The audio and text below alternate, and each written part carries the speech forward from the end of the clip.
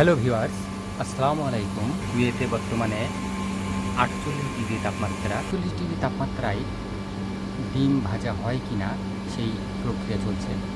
দেখা যাক এই ৪৮ ডিগ্রি তাপমাত্রায় ডিমটি ভাজা হয় কি না। আবার একটু পরে দেখছি। ভিউয়ার্স, বর্তমানে ডিমের পরিস্থিতি এই প্রায় ভাজার মতো হয়ে এসছে। যদিও ১ ঘন্টা পর ফিরে আসলাম, তো দেখা যাক আরও কিছুক্ষণ পরে ডিমের পরিস্থিতি কি হয় এবং ডিমটি ভাজা হয় কিনা। ততক্ষণ সাথেই থাকুন। আমি প্রায় পৌনে ১ ঘন্টা পর ফিরে আসলাম।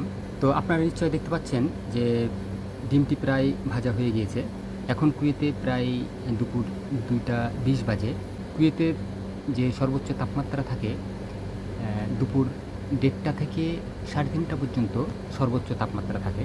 তো এখন তাপমাত্রা প্রায় ৪৮ ডিগ্রি। এই ৪৮ ডিগ্রি তাপমাত্রায় ডিমটি প্রায় ভাজা হয়ে গিয়েছে।